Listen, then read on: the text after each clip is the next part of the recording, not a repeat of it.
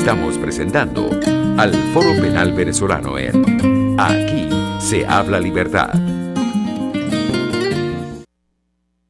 Bueno, aquí seguimos. Creo que no sé si tenemos ya con nosotros a Luis Armando Betancourt. Me dicen que se cayó la llamada con Luis Armando Betancourt. También vamos a conectarnos con nuestro coordinador en Nueva Esparta, Pedro Arévalo.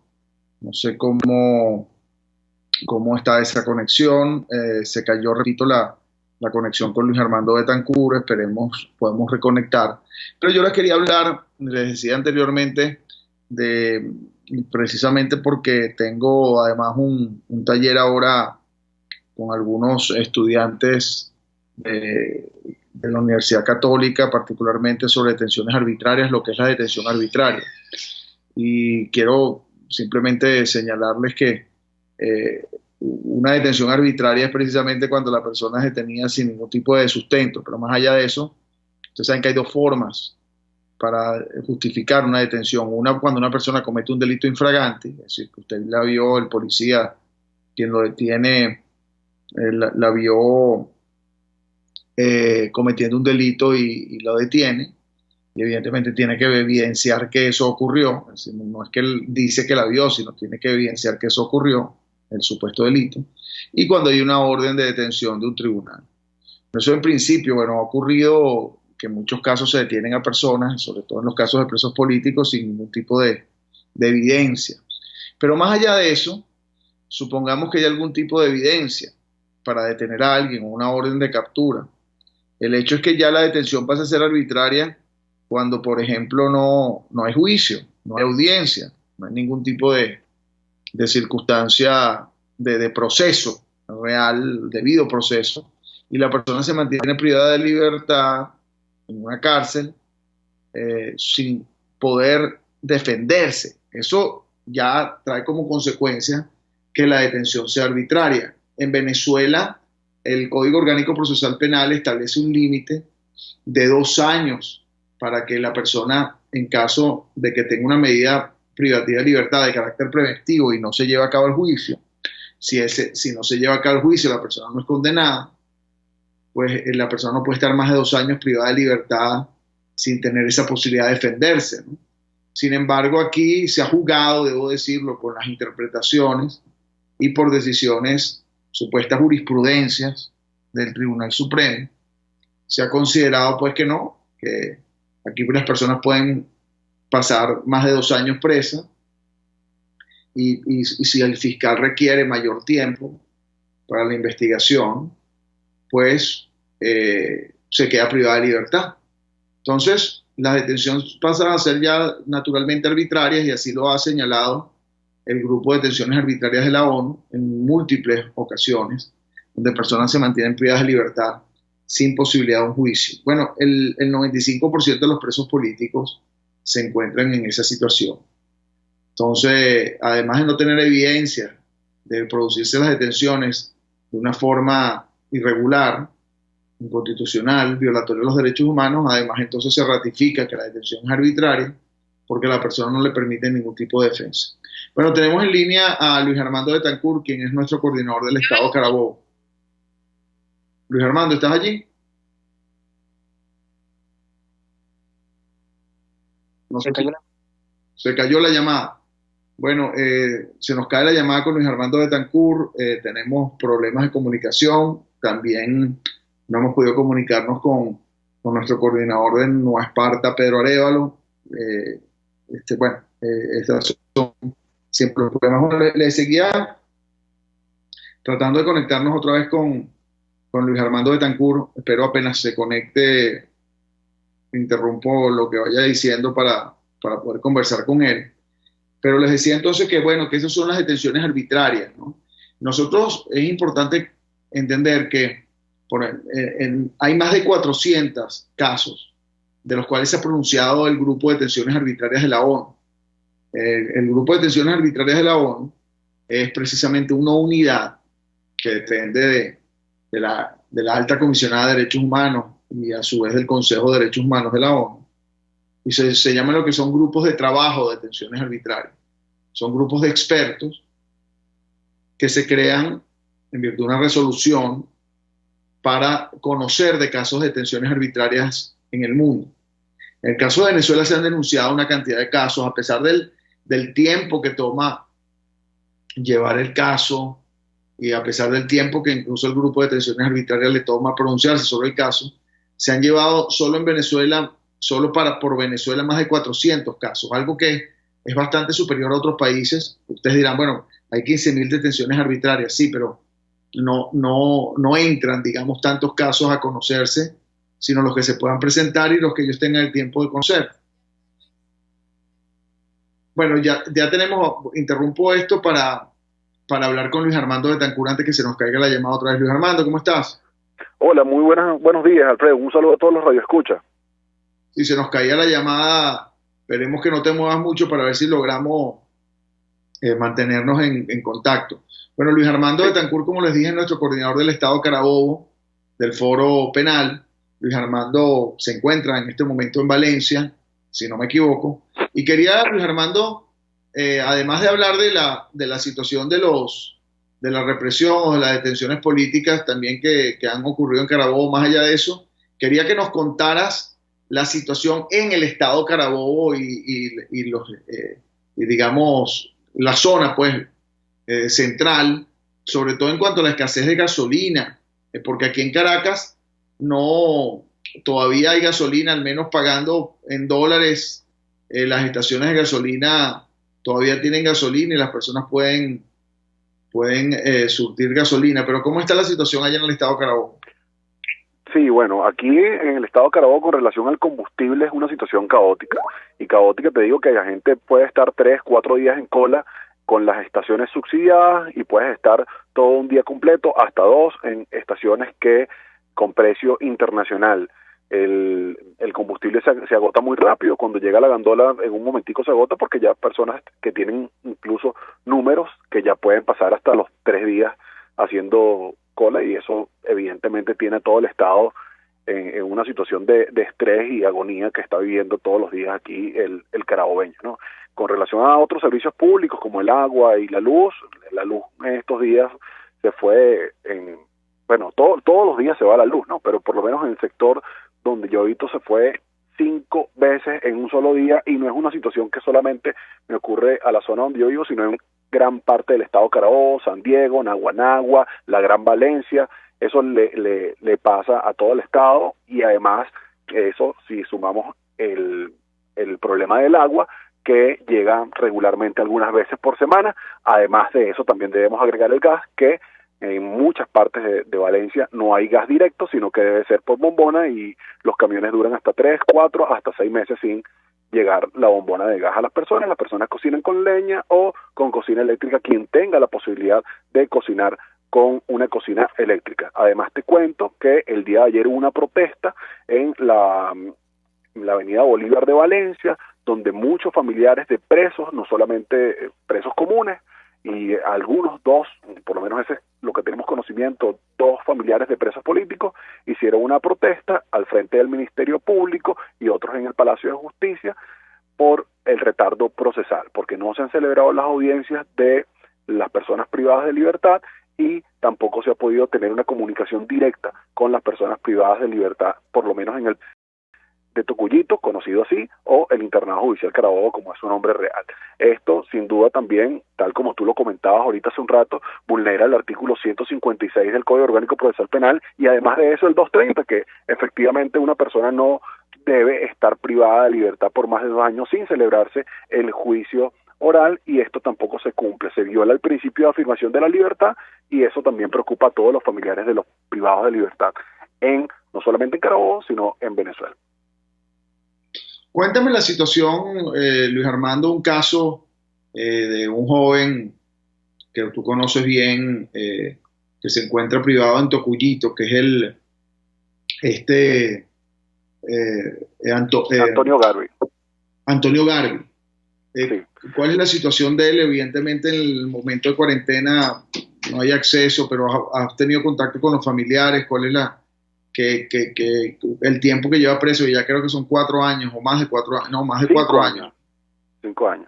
Sí, bueno, hemos tenido comunicación constante con los familiares y le hemos preguntado para ver si es posible que hayan tenido comunicación directa con él. Esto no se ha podido, producto también de las medidas que ha tomado el director del internado judicial Carabobo, pero recordemos que él tiene 5 años y no se le ha celebrado la audiencia de juicio. Ni siquiera una vez ha ido a un encuentro en juicio oral.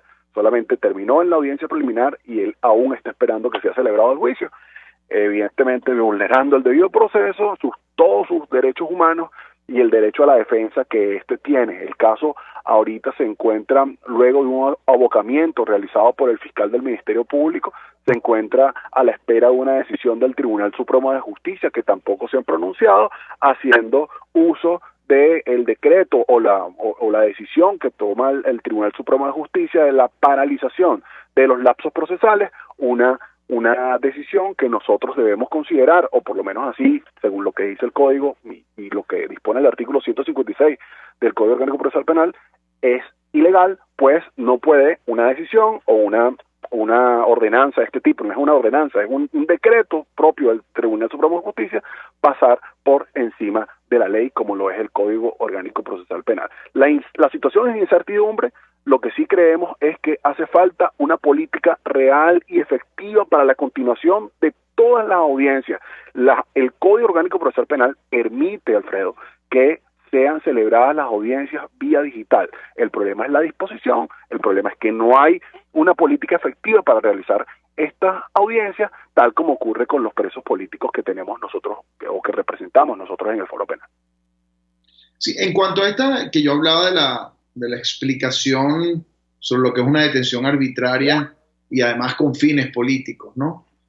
Tú que conoces este caso desde el principio, porque la gente, pues le hablamos de Antonio Garvi y muchas personas probablemente no tienen idea de quién se trata ni por qué está preso.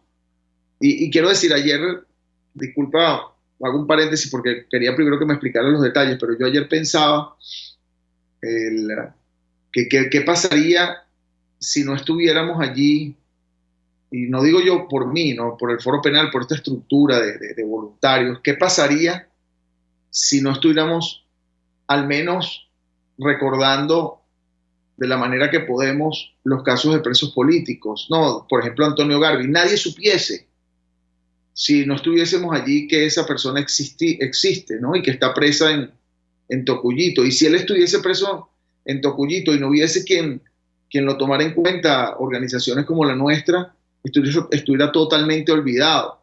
Así como el caso de Mirlendris, de la cual hablamos, de Mirlendris Benítez, que la hermana hablaba con nosotros aquí hace poco, cuya campaña hicimos la semana pasada. ¿Qué pasaría si no estuviésemos pendientes o si hubiese gente como ustedes que nos escuchan, como los activistas del Foro Penal, tanto nacionales como internacionales, pendientes de estos casos, pues no existieran para nadie y estuvieran olvidados en una cárcel, siendo presos políticos, siendo personas cuya detención arbitraria es con fines políticos, estuvieran olvidados, porque debo decirlo, lamentablemente ni siquiera dirigentes políticos están conscientes o claros o preocupados, yo no digo todos, pero muchos sí, no están preocupados de la situación de los presos políticos, sino cuando hay algún tipo de interés individual político que entonces aparece la mención a los presos políticos. Pero ¿quién recuerda a estas personas que están allí privadas de libertad?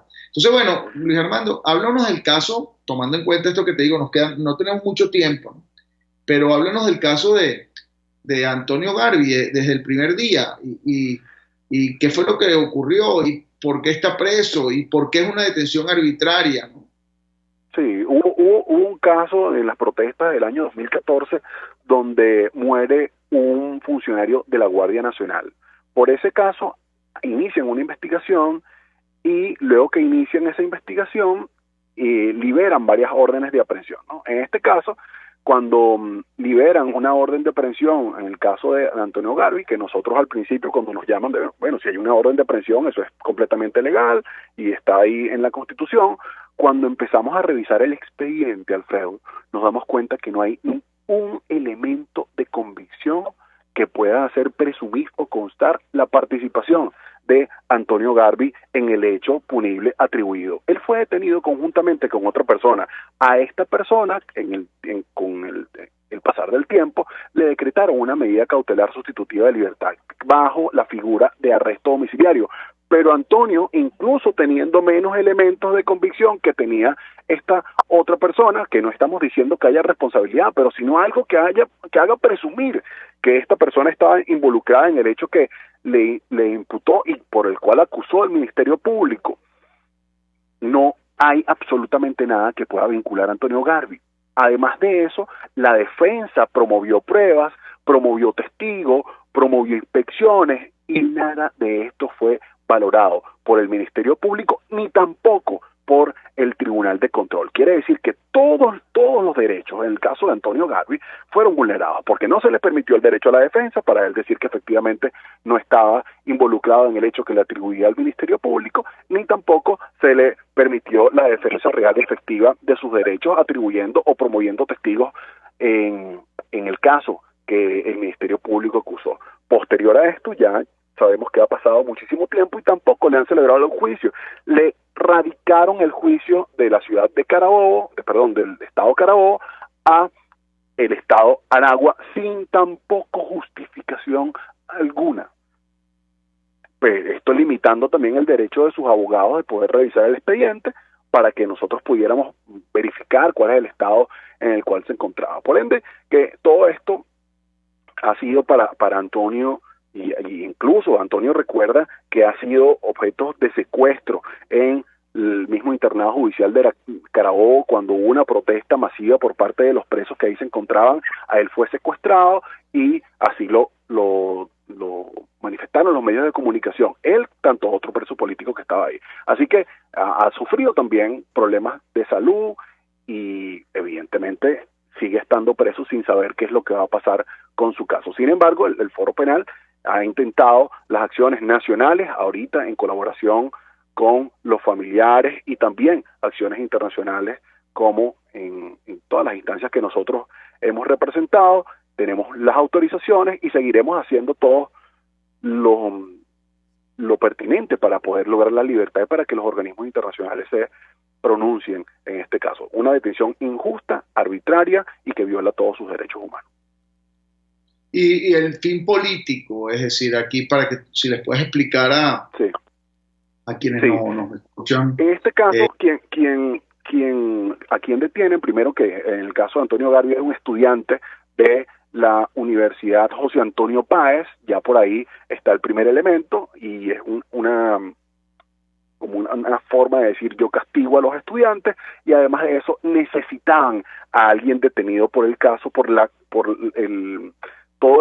la información o la matriz de opinión que se generó con relación a ese caso. Como no había nadie que inculpar, entonces agarraron a un estudiante que no tenía absolutamente nada que ver. El expediente lo tenemos en la mano, el expediente está a la orden de cualquier instancia internacional a los fines de que pueda revisar lo que pueda revisar y verificar que la detención de Antonio Garvi es completamente arbitraria. Incluso que con quien tengamos que reunirnos para que verifique que esa detención es arbitraria, lo vamos a hacer siempre y cuando logremos la libertad, que es el fin que todos queremos. Claro. Y óyeme, y la situación de él, Luis Armando, ya nos queda poquito tiempo, ya estamos cerrando. La situación de Antonio Garvi, hablabas de que él fue secuestrado en una oportunidad, etcétera. Yo me recuerdo la gente poco recuerda, pero incluso fue amarrado, como tú dices, secuestrado por unos presos para reclamar algunas condiciones. Fueron, porque allí también en esa cárcel en una oportunidad se encontraba Raúl, si no me equivoco, Raúl Emilio Baduel, y se encontraba también otros presos. Pero él, bueno, además de eso, la situación de salud, ya él tiene 5 años, ¿lo detienen a qué edad y qué edad tiene ahora? ¿Me puedes decir eso? Realmente creo que entiendo que tenía 18 o 19 años cuando lo detienen. Realmente no preciso ahorita la edad. Sí recuerdo que estaba estudiando en la Universidad José Antonio Páez y ya nosotros que hemos hablado con los familiares de él, nos dice que emocionalmente él se encuentra muy deprimido y quebrado, evidentemente porque no ha sido llevado a juicio. Él quiere demostrar su verdad, no le permitieron llevar las pruebas, emocionalmente está bastante afectado y claro, todas las torturas blandas que nosotros sabemos que pueda tener una persona privada de libertad y que está sometido a las condiciones como es estar en el internado judicial Carabobo, y evidentemente eso le genera mucha angustia. Un joven que le han dañado 5 años de su vida y que no ha podido disfrutar como lo haría cualquier joven de esa edad. Sí, Nasri, que también es activista nuestro, nos dice que tenía 24 años y hoy tiene 29 años. Es decir, un muchacho que mete 5 años perdidos de su vida de juventud en una cárcel sin tener responsabilidad alguna. Y repito, les digo a los que a veces critican y que apoyan al gobierno a toda costa, porque aquí es como que el que apoya a la oposición a toda costa, ¿no? O el que apoya a un dirigente político a toda costa, sin importar la violación de los derechos humanos. Esos son los que al final, esos que apoyan a toda costa, luego cuando son ellos las víctimas de esa situación, entonces que se dan cuenta de lo que ocurre. Y siempre les digo a todos, hoy en día usted está allí en una posición cómoda, probablemente apoyando al gobierno y siguiendo el mismo paso a lo que señalan ciegamente, ¿no? Sin darse cuenta de la situación humana de una persona totalmente inocente. Esa persona puede ser su hijo en algún momento, puede ser usted mismo, porque aquí no hay ningún tipo de diferencia de color cuando el fin político está, o el beneficio de encarcelar a alguien existe, ¿no? Para justificar alguna situación injustificable. Bueno, tenemos que ya concluir. Como siempre, muchas gracias a todos por estar pendientes. Gracias, Luis Armando, por atendernos. Está, por cierto, saludos a Eduardo Mallorca desde México, Ciudad de México, coordinador nuestro del Estado de Ciudad de México del Foro Penal, quien está conectado. Y a todos los que se conectaron, muchísimas gracias. Y como siempre, terminamos con nuestro lema que pedimos a todos que repitan después de nosotros, siempre contando con el apoyo de todos ustedes, pero más nosotros, como Foro Penal, las víctimas, los presos políticos que requieren que no sean olvidados. Y bueno, siempre con nuestro lema que dice así: no hay que hacer justicia por propia mano, pero está en nuestras manos que se haga justicia. Muchas gracias. RCR presentó al Foro Penal Venezolano en Aquí se habla libertad.